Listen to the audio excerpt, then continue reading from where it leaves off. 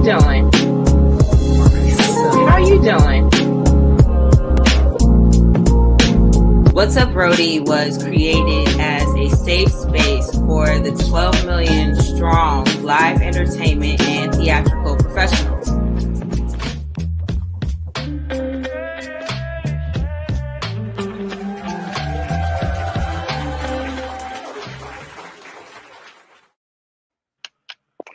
Peace and welcome everyone to What's Up, Roadie? How you doing? I am Noelle Jordan, creator and executive producer for What's Up, Roadie. In my career, I am a live event and touring lighting designer, stage manager, and backline technician. What's Up, Roadie was created as a safe space for the millions strong live entertainment and theatrical professionals. This season, we have focused on equity for entertainers, musicians, techs, and digital content.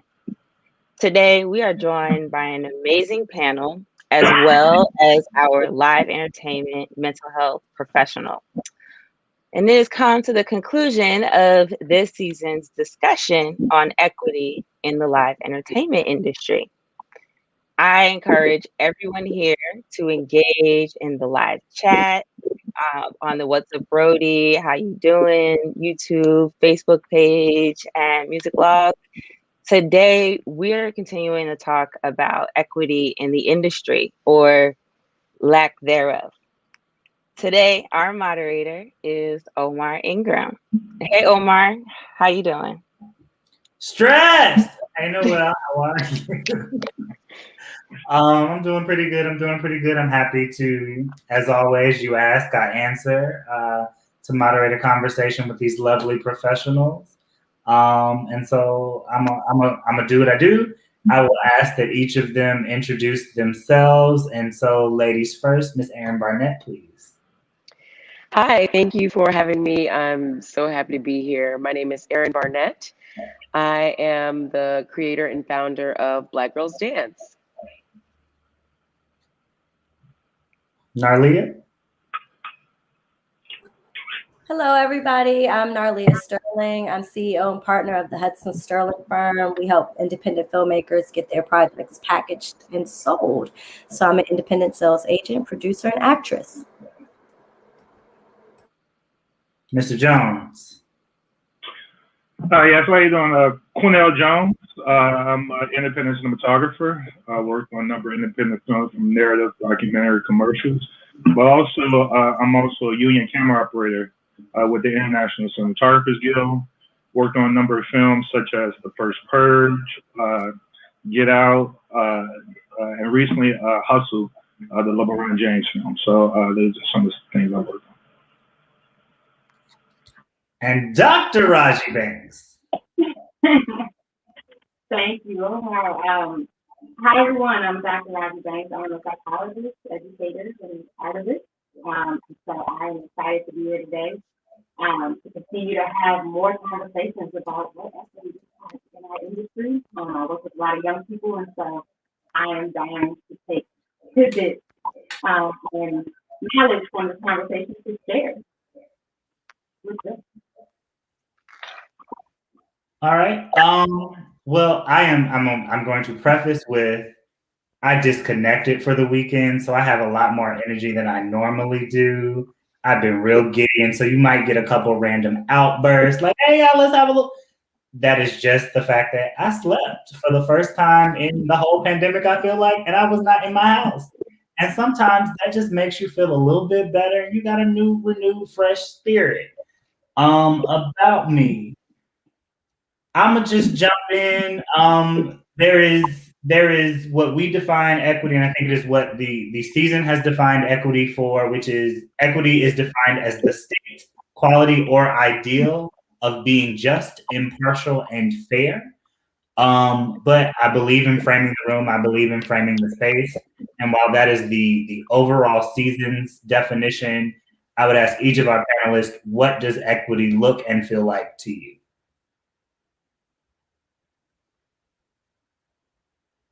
In no specific order.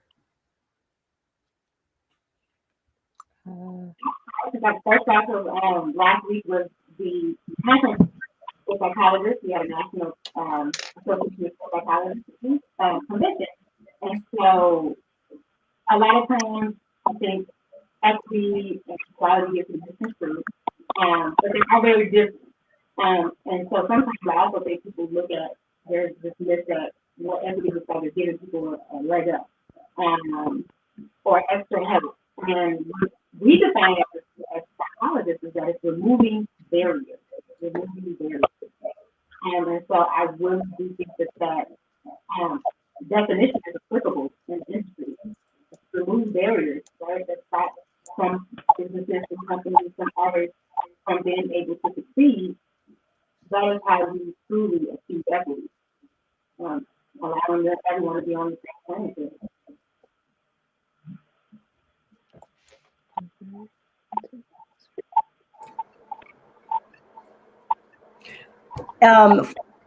Equity is definitely a space of value, and what I want to say, not a level of success, but a space of value, of being valued and knowing the worth that you are bringing to an industry or that you have already put in, especially when it comes to film, content creators, new content, intellectual property, the equity that goes behind that, whether it's financial equity or whether it's blood, sweat, and tears type of equity. It's really about the value and the space in between that you can maximize that potential. So bringing that to the film industry, personal value spaces from creators, content creators, to studio executives, it's about what in between that space can you really hone in on and develop more, so that you can provide a bigger and more comfortable space for others.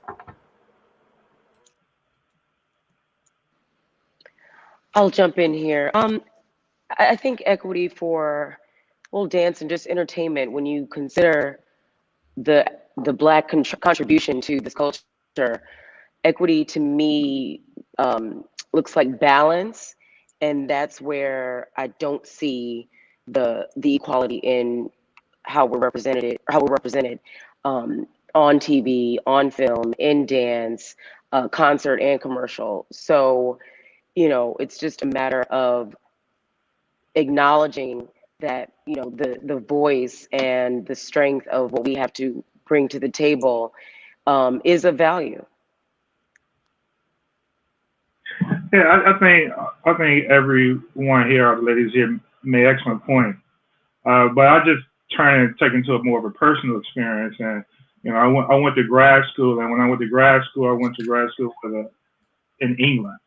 And while I was there, I was around directors who are from Malaysia, Africa, Ghana, from Turkey, from Germany, from China, and been around all of those different people with different sort of backgrounds taught me a lot. You know what I mean? And I feel that, for me, equity or equality is making industries, making theater, film, choreography, or even business, making it look like America. Because America is a very diverse country. Speak over 300 languages here. And so, and that experience for me, from my grad school and been around those directors, and been around a director from Malaysia and getting his background and how he viewed the world. Working with a director, she was from China, and they have a very different sensibility. You know what I mean? And then to me, and carrying that through, hopefully the film world, and hopefully that, it's a lot of work to be done. You know what I mean? But that's, to me, from my point of view, what would equity look like? Make it look like America, which is a diverse country. So, and you took me where I was going to try and shape us, get us to go there. How do you go and get yours? Because I think we fight for equity in spaces. It is not freely given necessarily. We might finally be seeing a shift because the pandemic set everybody down and people had to reconcile with themselves and figure some things out and deal with their ancestors and their issues and their inherent traumas and a whole lot of other things that I could keep labeling and listing and we could talk about. But in all of that, like, we know what equitable spaces look like, and we know when we have been welcomed or been in spaces that are equitable. How do you make sure that either you walked yourself in a space that you wanted to be in, or that you created the equitable space for self, which is a little different because then it's like, well, I just made something for me. Yeah. Well, for me, I have to get my hands dirty, in regards to doing the work.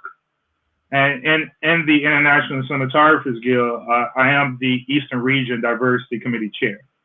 So we've done a lot of work in regards to doing a lot of outreach with the CUNY school system here in New York, working with BMCC, working with Bronx Community College, working with even School of Visual Art, which is my alma mater. So we've been doing a lot of work with getting students in, but also working with the Made New York program. We're doing the leadership or loader training program where we train people of diverse backgrounds, train them to be a loader in a camera union. It's a very intense program for about 4 weeks. So for me, it's about getting my hands dirty. Actually doing the work. Yeah, we could sit around and I could wait for others, which I want others to join, and help, because this requires us all from all backgrounds, I believe.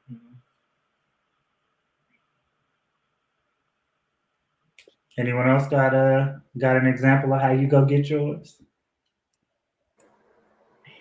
Well, a quote that stands out is from Debbie Allen, and it's like, out of limitation comes creativity. And so I've had to definitely use that in terms of creating a place. I mean, that's why I kind of started my company, because after traveling and performing all over the world, I came back to Chicago, which is supposed to be this, booming metropolis of diversity and all cultures. And it's still one of the most segregated cities I've ever lived in. And as a teacher, I was meeting these young Black dancers who had went to Juilliard and this and that, and they were auditioning, just not in a secure contract, not even with a pickup company. And I'm like, how and why? So I was just like, okay, well, if they don't have a stage, then I'll make a stage for them. And so Black Girls Dance started as a one night only kind of show where I'm giving these girls who have had to go and teach or get 9 to 5s just to, make money when their dream is to dance and they belong on stage. So it is about creating the opportunity. I mean, I had a great career, but to see that was happening still in Chicago was really frustrating. And I just, figured I could do something. So that was just my way to contribute. That's very important that you were talking about that, because you get all this experience and then it's like, what do you do with it? Where do you put it? And I had the same kind of similar experience with going to a PWI and realizing, like, my voice as a Black female creator, I have a voice, I have a space, and people do want to hear that. So for me, taking the experiences that I've gained has helped me to really push my way through the door and really grab those goals by the tail without waiting for space to be presented. Like I say, you go out and you make the space. I look to say, I want to do that. I want to learn the business of film. So I started interning with different companies and getting my feet wet. Little did I know that 5 years later, I'd be able to be in the space of doing, these things, or like you said, reaching back and teaching other people how to do it, how to use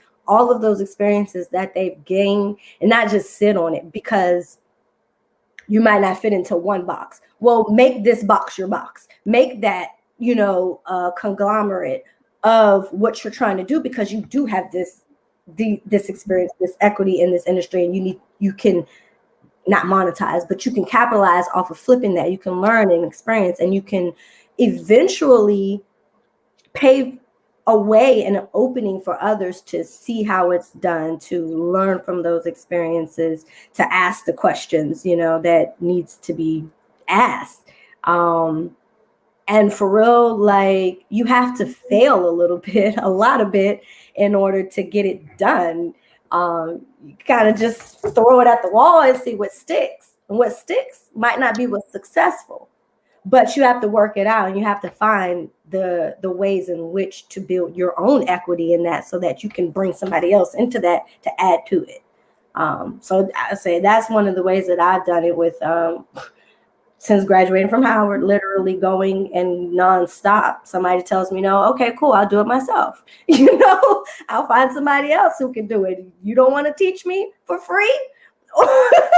Or use the experience that I have based off of life experience or whatever, fine. You find the people that appreciate your equity and that will build with you. So I definitely like your response, Narlee. I have to jump on to that a little bit, because I think it speaks to the comment that you made earlier in terms of knowing your value and knowing your worth. So I think number one, it's hard to achieve equity if you don't understand your value, because you become, that's how you get got. Essentially, is not knowing your worth. And so when you take knowing your worth, but at the same time, I also am a strong believer that equity is not something that can be achieved by yourself. I do believe that it is a team effort, because I can go and I can build, but it will never again reach I will plateau, I will ceiling at some point without those collaborative efforts. So there's some other points that you all shared that also resonated well with me. And that is the diversity piece. So when I heard you say, America is diverse, and I was just like, for other, and we are, but I think in terms of other countries emulating what we do, I don't know if we are the prototype. I have to say, because I lived in England. I have to say, because I lived in England for a year and a half, and I lived in the north. And some of my really great friends I've been knowing over 20 years talk about their struggle there, because in England, if you don't live in London, you're pretty much part of the minority. Mm-hmm. And how England, because their class system, which we discussed, is probably the birth of racism, is class system, and it's very strong there. It's through the accent. As soon as you speak, they would know what class you're from or know what area you're from.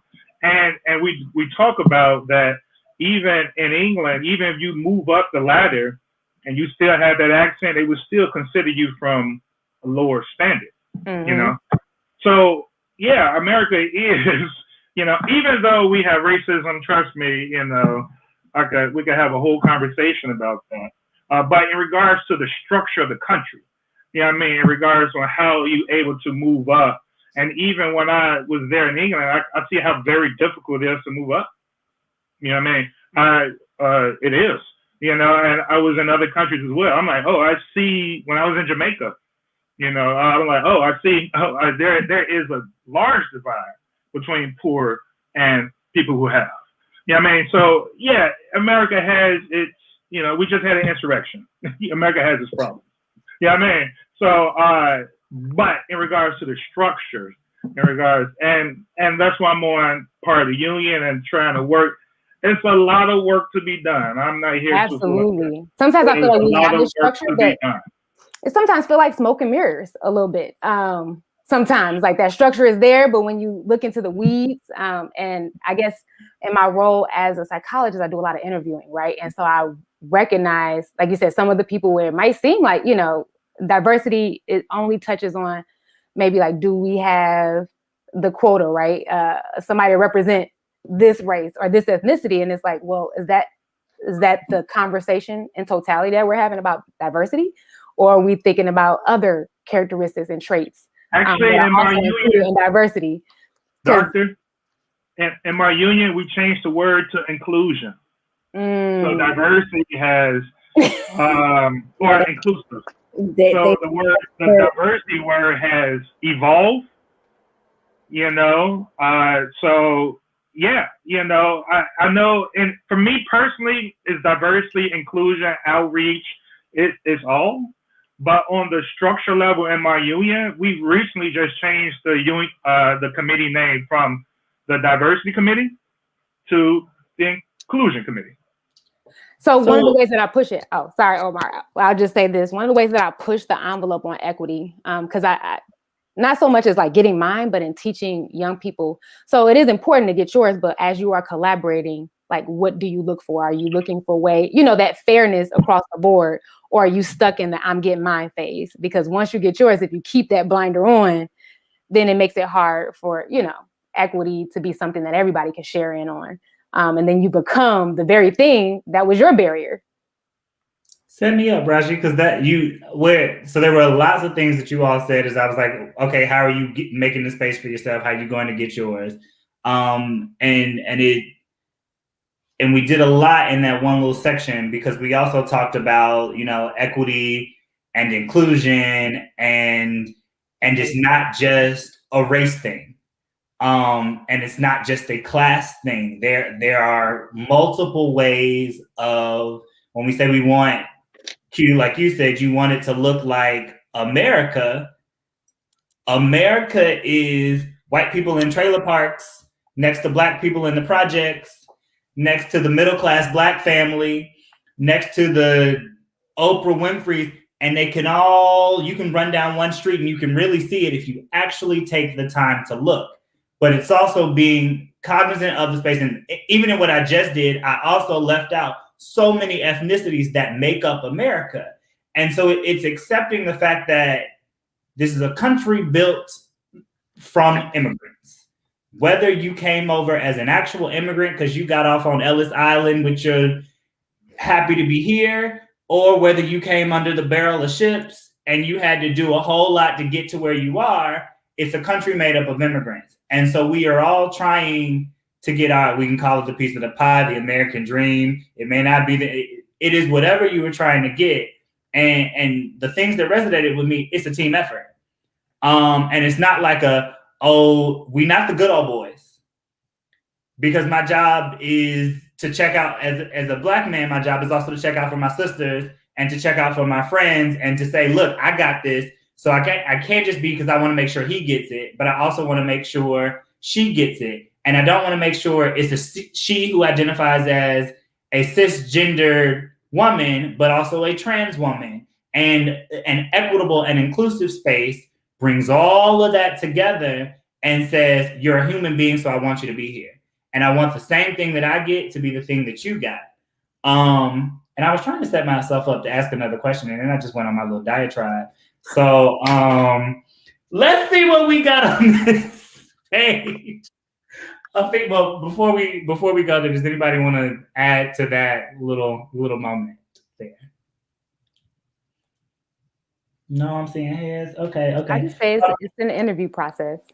I would say too, I mean, our resumes can certainly show, an aspect of diversity and what we can contribute to it. But as I think about my own journey, getting contracted jobs, and, it was something about my narrative, my story. It was the information and the details that maybe when I reflected on my resume, the reason why people felt like I was the best fit for the job. And so, I look back and I've often wondered, like, wow, I've never had to, like you said, climb such a ladder, but that was because, my story, I made my story known. And so that's what I start to seek when I'm collaborating with others. Like, great, thanks for the resume. Let's have a conversation. What is the grand plan? Where do you see this going? Is this are you about the community as well, or you just getting yours? And so I'll be honest, when I see people getting theirs and I'm like, I can't get a little bit more, I'm like, this might not be the best collaboration. We're going to bump heads at some point. I mean, I'm going to just echo into that part. It's also about building a network. And so where I'm going to kind of spin this into a question is, people don't get jobs because of what your resume says. You don't get jobs because of what your education says. And truth be told, you don't go to school just to go get a degree. You go to school to go get a network. and you get to school to go meet the people who you build relationships with, so that when they go get a job, they're like, oh, you know what? I know somebody who can do this. And so part of that is being receptive enough to say, I see you. I see what you're doing. I see what you're working on. When I hit it, when I get it, I got you. And because we've been talking from a race lens, I do want to go for my ladies here. What does that look like in these spaces where everything, because of how America was built, is about male-dominated everything? How do you navigate these spaces as women and make sure that other women are able to achieve the same success that you have and or more?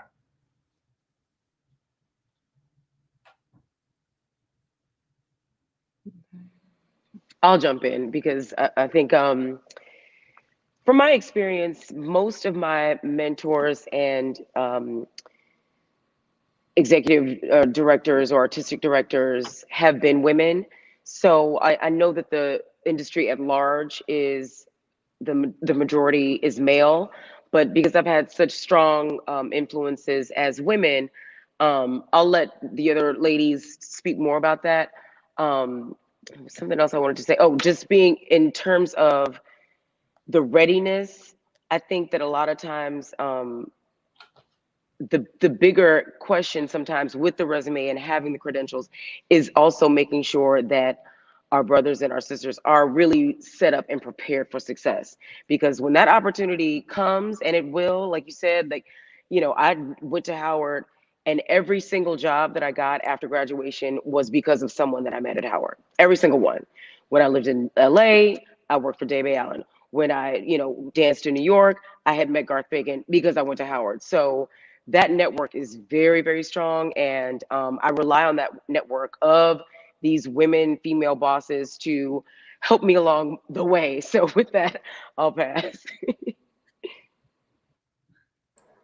Well, to piggyback, I find that women are a little more nurturing in that capacity of mentoring and guidance and saying, no, baby, you got to do it like this or whatever it is. And that's not just a black woman thing, because I've had some white women put to the side and say, look, you want to do this is what you got to just watch how you got to work. So I would say, as far as that, it's a little, you get a couple, because I've had a couple that are a little more cutthroat, and you know, because we work in a male dominating society, you know, literally I did this production with 30 women, and it was just refreshing because the set felt so different than we had ever felt before. And it was like somebody started yelling, and I was like, wait, don't bring that male energy here. No offense, but it was just like, we don't need to bring the bravado. We can talk, we can work or find a different way to communicate and to learn, and maybe we'll find a different way to master the world out there with this little space here. But being me and my business partner, we are one of the many few women in independent sales out here consulting with different distributors and platforms and things like that. We just had a call today where a white male asked, not even saying hello, hi, my name is who are you and what do you do? But you contacted the services. So it's very confusing when you're dealing with that type of space. And in that, you just have to know who you are, and you have to speak. You have to let your work speak for you in that capacity. There's been a lot of times where I've been questioned. For one, I look young. That's what it's like. It's so many different things. Like Omar was saying, beyond race. I'm a woman. I look young. I'm a single mother. I am a graduate of Howard. People hate on Howard graduates. You would be surprised at jobs that turned me down because I went to Howard and they didn't go to any school or whatever. So I've seen that. I've had mentors, good mentors from some guys as well, who just get it as far as, I have to pass this knowledge on. I'm not going to hold this information.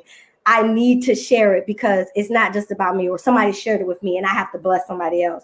And the ones that are graceful enough to be vulnerable and transparent, those are the ones you hold on to. Those are the good people, you know, and those are that's the equity that you build in your life, you know.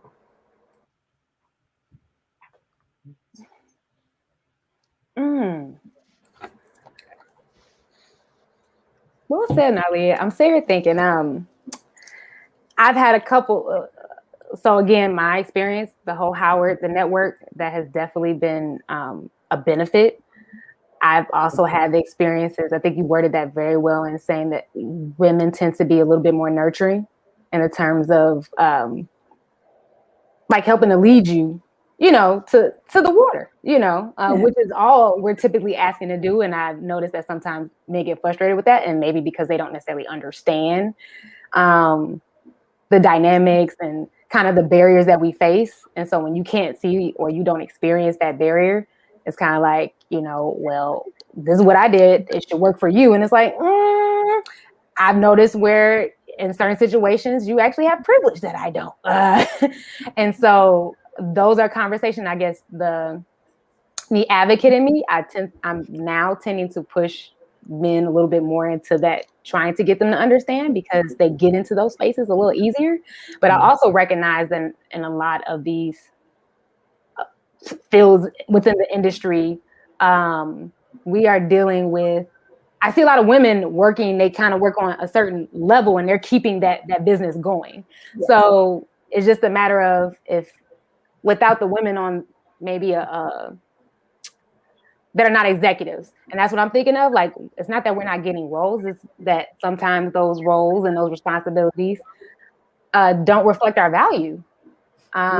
So just encouraging men to see that, like, if we're good enough to work on this level, then we're good enough to work right next to you as a partner, because we know all the ins and outs.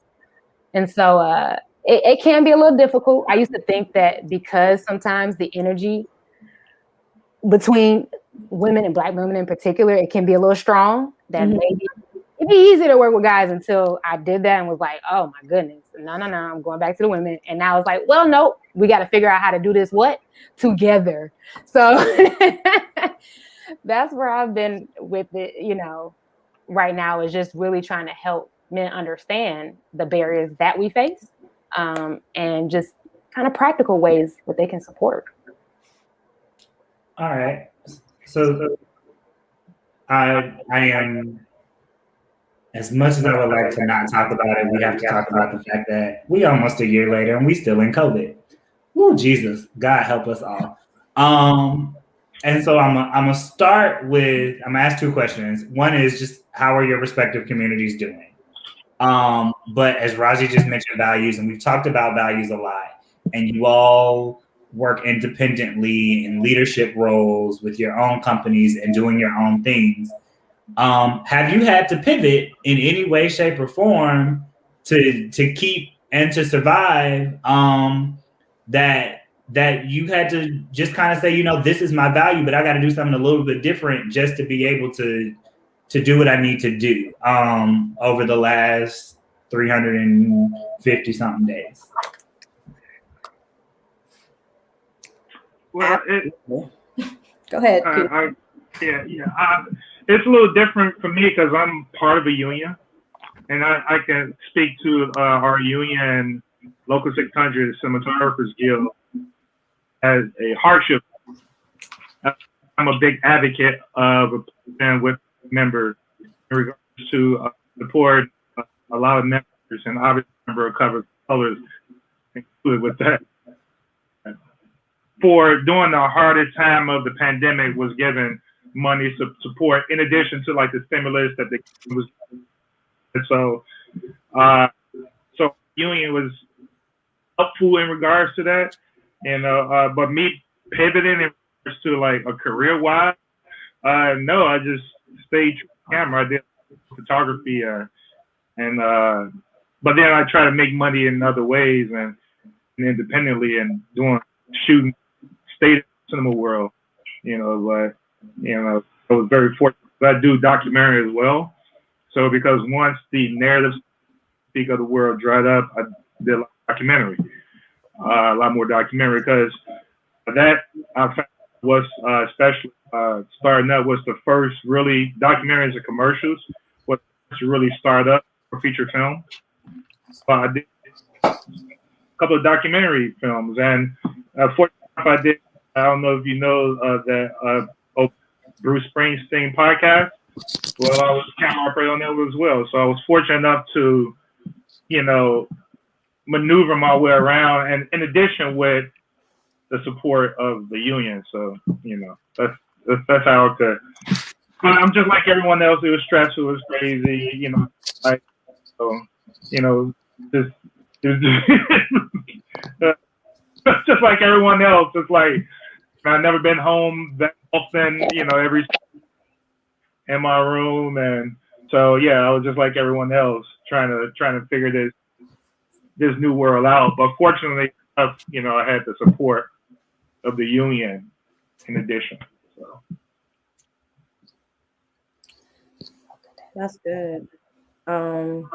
That's good. I'm not part of any union. I'm a non-union actor. I'm SAG eligible. So from an acting standpoint, I've definitely had to pivot a lot more of, self-tape.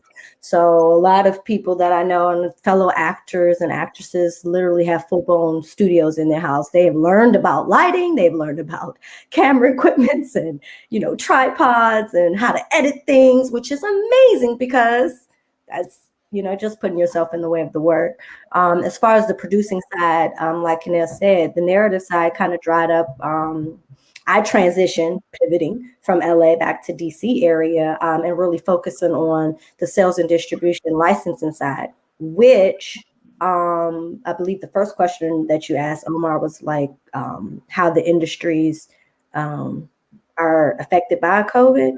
But for licensing and streaming, it's booming right now. So we're like trying to keep up. We're launching our channel on Roku. This is a great time for independent people of color, minorities to get their content in, get their content seen, and really using the leverage to build your name as a filmmaker or, as an artist. So going back to the equity, teaching people how to do that and how to maximize that, because now is our time. Let's use this and build the momentum and keep it so that as soon as stuff lifted, we have 20,000 more filmmakers that have already experienced that you can green light their next productions. So it's been a good pivot. It's been a lot of readjusting, like I said, and continuous space to learn. But again, with the technology and stuff, thank God we've been able to keep up. Definitely had to pivot. Normally, like even these conversations, while I've always had mental health conversations with the community, What's Up Roadie, was an opportunity to shift and transfer those conversations onto digital platform. Again, along the lines of teaching, right? And working with young people and thinking about, okay, those of us who are already, in the field, professionals working, we're adapting to these changes. We have to make sure that the ones that are coming out of school, can have somewhat of a seamless transition. I think seamless is a strong word, but obviously having the tools to transition into this new normal. And so what does that look like? And I know for me, when COVID wasn't a thing, the arts industry was always painted as something that you would become a struggle artist. And what did my theater instructor do? She introduced us to other skills. So Howard was not the first time me showing up and learning about lighting and sound. I had already been introduced to that, in high school, and probably because my theater instructor had such a great relationship with Howard. So that Howard network actually started before I even got to Howard. Let's be clear. And so when I think about that, okay, Nalia mentioned self-tapes. Those are things that undergrads right now that are graduating, don't pretend like you might not have to do a self-tape when this is over. Because look, as Omar said, it's been a year and we're still here. And so it's time to roll out that self-tape that you didn't think you were going to need because we thought this was going to be over soon. Or just learning, getting acquainted. I'm speaking digitally, but I've also had to figure out ways, and I've worked with educators, theater educators who are actually, teaching film and green screen to their students. So it's definitely been an opportunity for teaching and learning, even though, we're all ready for this to be over. Jesus. Well, the dance community is, the struggle is definitely real. I was a week out from production before the quarantine hit. So one minute I'm trying on costumes, the next minute everything's shut down. So, but like I said, out of that limitation comes creativity. We have not only pivoted, we have pot of WURHYD, we have chassé, we have done pirouettes around this quarantine in our living rooms, still providing a service. Like for me, I went from being the artistic director of, one of the longest Black-owned dance studios in Chicago, to that shutting down and then having to create my own full year programming, because at first I was just, mostly a mentorship program. I did conferences and, awarded scholarships and that sort of thing, into now a full-on program. So, sometimes we all need that push creatively and in your career to just go for it, because what time waits for no one. But the pivot is real. And I'm excited about the ways that, or just the different ways you can watch dance now, and it's more accessible to people. And Clubhouse, my good friend is the associate producer for Dreamgirls Clubhouse, and that has just blown up. So I just think that, instead of looking at it like, when is this going to be over? Yes, I also look at it like that, but I'm like, okay, who's going to come up with something new, something else? So yeah, it's been a pivot and a whole triple pirouette, triple salchow into a full split. So that's it. And don't miss a step. Okay. Boom cat.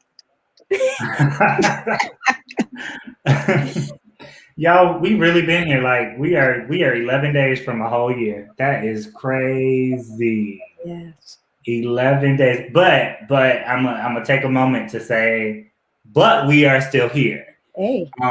Which is also like, thank you, God, because we've been out here. I don't know if y'all been traveling, but people are living their lives. Mm-hmm. And we almost a year later. And for a split second, I was like, did COVID go away? Did I miss it? Did I miss the announcement? Did I not get the email? Did it not come across my Instagram, my text messages? Somebody inform me, please. But then I remembered I'm going to close that door to the front of my house, and I'm going to stay right here in my bubble with myself, because it is still happening. It is still present. Y'all know I'm talking because I'm trying to find my next question I want to ask y'all. Because questions, you got to have questions. If I could go back a little bit, because I did want to shout out when we were talking about equity, in terms of like spaces where you said doing it, or like, connections. And so I just happened, because COVID has freed up an opportunity to watch a little more TV.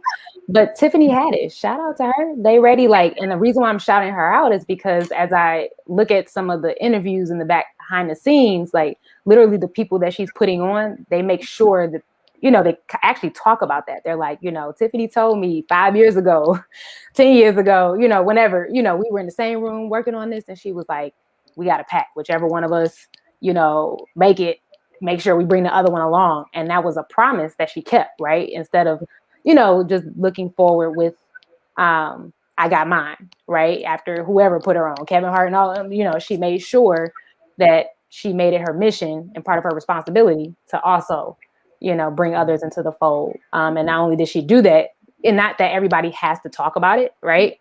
But it is helpful when you do, because that is something that I pick up on when I'm watching, each episode, and it's that beginning intro to the comedian. They're like, Tiffany definitely looked out for me. And it's just like, it's actually a warm feeling to hear, the people that was doing this long before she was, right?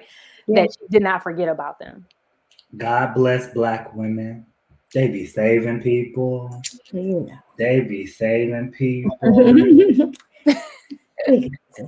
See me saying that little moment. I found a question. I was like, great, Raji, I got it. I'm queued up. I'm ready to go. And then I done gone down something else. I mean, let's talk about, so pandemic, we talked about it. You mentioned London, grad school, all of that. We worked internationally. Like, let's just talk about those experiences. I mean, I don't think anyone's been out of the country in the last year. And if you have, congratulations. But like, what was that like pre-pandemic? And what do you anticipate it may be like post-pandemic 2025 whenever we get out of this thing. Look at Aaron. Aaron. Yeah. I just said it, 2022. 2022. Lord, come on now. Okay, sorry. Okay. I'm pretty happy seeing at some point, if I want, because each country is going to be different. You know, when I talk English mates, and we, especially before when Trump was sitting on that version of the Trump too in England, and he's as incompetent, and they're going through a Brexit and also a pandemic, and and they discussed that we don't know how the world's going to be, because with this issue of COVID, several strands, each country is different. There's no unified sort of conversation. So, it's going to be interesting. But I'm pretty sure, hopefully, the vaccine will try to decide that. I would like to get back to traveling. And, I was, the last time I traveled, I think I was in Jamaica, which is a great country. So beautiful people there. So, I would love to get back. But we are in an unknown world. I'm taking it week by week like everyone else, So. But pre-COVID, obviously it was great, no mask. To work and travel, and on the film set, it's really difficult because, especially in the union where there's a lot of rules, that we have this thing called the white papers or this manual on how, about zone systems and how you have to wear the PPE, face shield, and everything of the sort, and it kind of changed a little bit on how we work. I can't really talk to the other departments like I usually do as a camera operator, because I have to be away from them and I have to talk to the actors. So it, even though we're able to make films, it kind of changes it a little bit, the communication factor.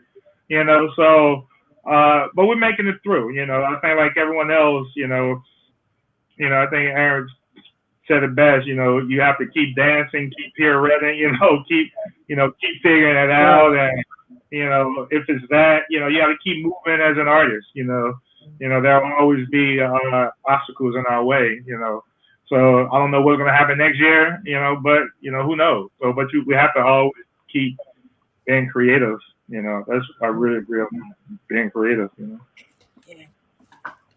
Yeah. You said, so you down for that vaccine, Cornell?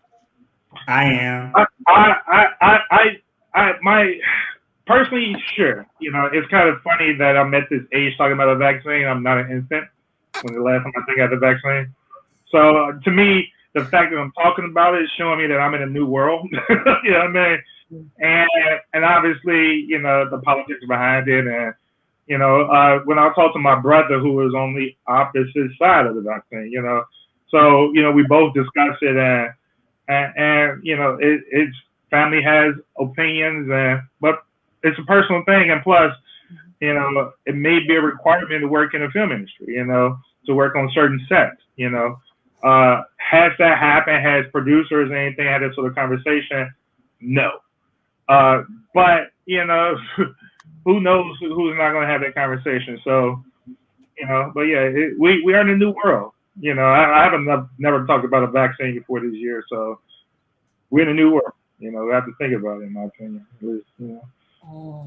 Aaron and Arlene, what do y'all anticipate when we get out of here? Oh, I'm on the first plane, the first thing smoking up out of here. I got the first vaccine, so I get my second one March 9th. And I was one of those people that was like, I'm not getting that. I'm waiting. No, give it to me. Let's go. Because the sooner I get it, the sooner I'll be in a bikini somewhere on a beach, okay? The sooner that I won't have to dance and teach class in a mask. You know how cumbersome that is for these babies as well? Like, so I understand all the reservations and all the hesitation, but as for me in my life, we need to get this going, okay? This is my way. Oh, wow. That's what you need on set. Exactly. That's insane. That looks like you going with the mask though, because you gotta wear your mask. Okay. Right. You welding something? He looked like he on the front lines. He looked like he should have been at the insurrection. Defending us. But and this is why, I guess, Doctor, when you were talking about are you with the vaccine, I have to wear this to work. Right. Yeah, I mean, so I'm like, you start thinking about it, if you have to wear, like, I don't want to wear this forever. I hear you. The reason why I was asking, because obviously, I'm not a medical doctor, but having done research, on the long, I often wonder. Experiment, I'm with you. My hope is that equity is something that they consider in creating the vaccine and understanding that, not all cells and bodies were created equally, and that, there's this thing called disproportionality and marginalization when it comes to, the things that impact certain populations. And, not hearing them speak to that sometimes kind of scares me. This vaccine sometimes sounded like a one-size-fits-all situation. And so I think that is the one thing that makes me feel a little uncertain. But I'm gonna say but what we do know is it was pioneered by a Black woman. Yeah. So we might be a little safer. We talk about Henrietta Lacks, or we talk? No. Okay. You asked about what we anticipated. So I anticipate ticket sales for these plane rides about to go astronomical. So I'm trying. They've already jumped. As soon as the new year hit, they jumped back up. I was flying to Atlanta for like $100-some to go see family. The new year hit, the tickets at $500, and I was like, "Yep, nope, back to sitting in my house." But everything, any kind of live event, concerts, Beyonce tickets, you thought they were expensive then. Now, and well, in terms of like live events for like dancers, I hope so, because we are at the bottom of the totem pole. But it's gonna really make a difference about who's gonna be able to attend these wonderful events. Do you have a coin or don't you? So that goes back to that class thing. Yep. Roger, you ain't have to call that one in. Equity. Equity, yes. Equity. Everybody says equity. I mean, because we getting our 5-minute warning. I'm gonna ask this one in a little bit more fun, and then we'll see what else we can get in here. What's the first place you want to go when we can go, or what's the first concert or thing you want to do when we can do, and we don't need to be double masked, triple masked, anything. We get to go back to whatever normal was or will be. I want to see a production where Aaron is dancing, Ali is the producer, and Cornell is behind the scenes on photography. Yes, ma'am. There we go. Done and done. That's the first thing I'm coming to. So y'all stand up. True Bison, I love it. I like that. Yes, equity. That is equity. Yes. I'll second that, Doctor. Yes, Doctor. Teamwork. Well, Raji summed it up. Can we go to the island afterwards? I mean, the revenue that we will bring in will pay for the trip. You know what I'm saying? That's the second time you produced it internationally. So you picked the island it was happening on, and that's where we going. Okay, I'm there. Y'all sign me up. Production with a purpose. Okay. Right. I would say I'm such a fan of Carnival in Trinidad. Like, I know it just happened, but perhaps we'll be on that swing of things, and it'll just magically appear. We can just have a performance and then get to have Carnival. Yes, my spirit says yes. See, look at what this limited everything breeding creativity out here. Yes. Limitations breeding creativity. I love it. But no, seriously, that is what I would. So if there's a production that any of you are working on, I would just let us know. I agree. Well, I like to see a theater show or dance show. I miss my dance and going to Joyce Theater and the Joyce. Yeah, so since offline, because there's some talent is brewing. Exactly. So I would like to go back to be there, be clapping like that was interesting. So yeah. I just wonder what Broadway's going to be like how the seats are going to be. It's just so many questions around. It's going to change a whole classification on things when you can't get a certain number of people in the room. Right. Well, the Broadway theater is based off of. Correct. Movie theaters starting to open up again. I hear 25% capacity. I hear. Wow. Which theaters are? Movie theaters are starting. They just got the word to start opening up again. So it's slowly opening up. I feel this spring, summer is going to be a little different than last year. Yeah, some of the theaters are pivoting to filming their productions live, because we've gotten some things like that for our channel, and it's like that's an amazing idea for those that can't, that are still shut down or can't get that SBA loan or PPP loan. But yeah, it's a good idea. Yeah. Well, y'all. And I still expect What's Up Roadie to still be, on the road after COVID. I said y'all. Raji brought up the What's Up Roadie, which means Noel, it's up to you, darling. What we doing in the new year? Oh, What's Up Roadie?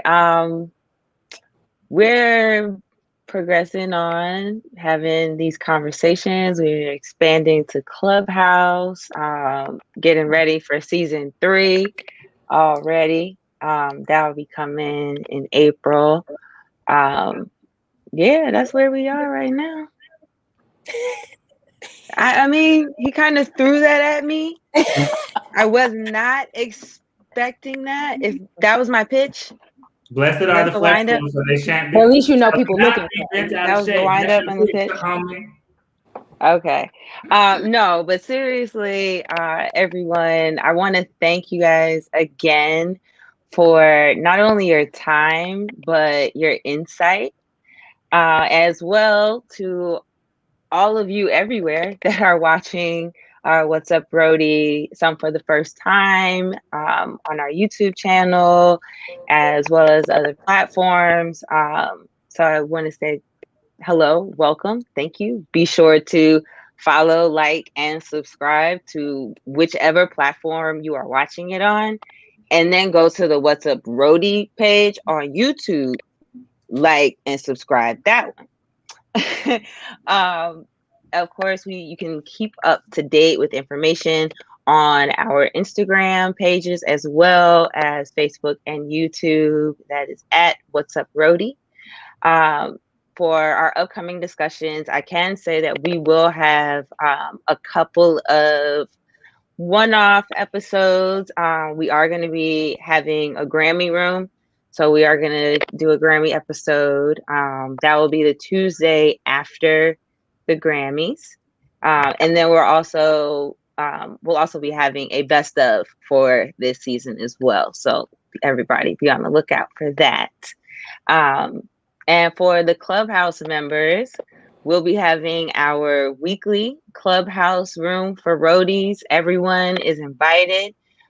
It takes place tomorrow, Wednesdays at 8 p.m. Eastern.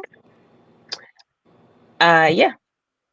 Sorry. So it's our official, I'm sorry. Like, this is our season finale, and I'm just so excited and thankful. So pardon me for stumbling over a couple of words. But you can join us on Clubhouse every Wednesday for our recaps of the episodes of the week. And we also have our weekly Welcome Roadie rooms, which usually take place on Saturday afternoons. So you can follow us on the platform for more information. It's the What's Up Roadie room. Quinell, Narlia, Aaron, Raji, and Omar, thank you guys so much again. I appreciate each of you individually and collectively. Peace, everyone. HU. You know. No. How you doing? How you doing?